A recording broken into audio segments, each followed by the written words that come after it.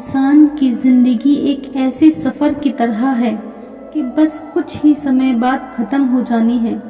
क्या आपने कभी जहाज़ का सफ़र किया है? अगर नहीं किया तो कोई बात नहीं, ट्रेन का सफ़र तो आपने ज़रूर किया होगा।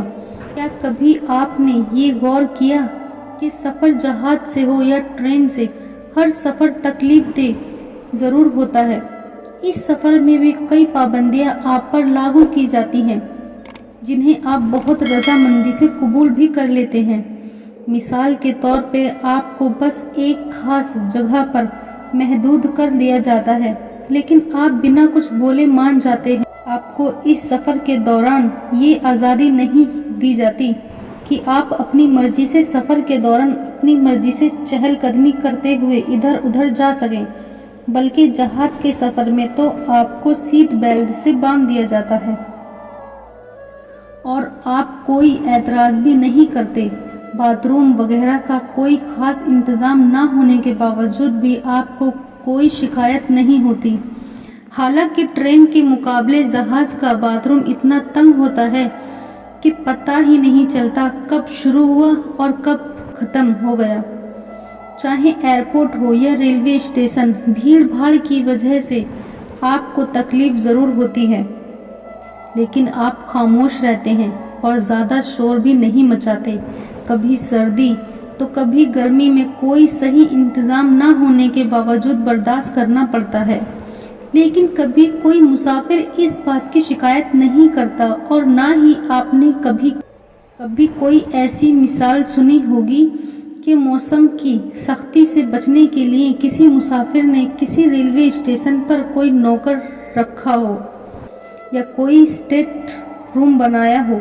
तो मेरे दोस्तों, आखिर क्यों नहीं इस तरह की कोई इमारत रेलवे स्टेशन पर कोई मुसाफिर नहीं बनता? जवाब बहुत आसान है, क्योंकि सब जानते हैं कि ये तकलीफ़ें कुछ ही समय के लिए हैं। आखिर किस मुसाफिर को पड़ी है कि ऐसे जगह पर इमारतें बनवाता फिरे? क्योंकि सभी जानते हैं कि हमें यहाँ स्टेशन पर ही रहना है, और यह भी जानते हैं कि यह इंतज़ार गाह है, ना कि आराम गाह। इसलिए तकलीफ़ चाहे ट्रेन के सफ़र में हो या जहाज़ के सफ़र में, हर इंसान को तकलीफ़ को बर्दाश्त कर लेता है, क्योंकि वो जानता है कि यह तकलीफ़ें कुछ ही समय के लिए हैं और ये ठिकाना भी कुछ ही देर का है, और आगे मंजिल है जहाँ पहुँचकर आराम ही आराम है। तो मेरे दोस्तों, ज़रा ठहरिए, ज़रा रुक जाइए और इतना ज़रूर सोचिए कि क्या ये दुनिया रेलवे स्टेशन की तरह नहीं है? क्या कुछ देर का ठिकाना नहीं है? क्या हमेशा यही रहना है या हमारी मंजिल कहीं और है? क्या आपको नहीं लगता कि जो ज़िंदगी आप गुजार रहे हैं वो चाहे 20 साल की हो, 60 साल की क्यों ना हो, क्या ऐसे महसूस नहीं होता कि जैसे दुनिया में आए हुए अभी कुछ ही लम्हे हुए हैं, लेकिन हम इस ज़िंदगी के कई साल गुजार आए हैं?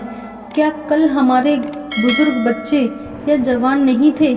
क्या आपको ऐसा महसूस नहीं होता कि साल पलक झपकते ही गुजर रहे हैं? अभी एक ईद आती नहीं कि दूसरी सर पर आकर खड़ी हो जाती है। कहीं ऐसा तो नहीं कि हम खुद को धोखा दे रहे हैं? तो सोचिए कि कहीं इस दुनिया का सफ़र एक ऐसा सफ़र तो नहीं जिसे हम असल समझकर इसे ही सब कुछ समझे बैठे हैं और इसकी ज़बाइश में इतने मगन हैं कि अब तो गाड़ी छूट जाने का खौफ भी हमारे दिल से निकल चुका है। मेरे दोस्तों, अजीजों, ये दुनिया भी एक ट्रेन की तरह है और हम इसके मुसाफिर हैं।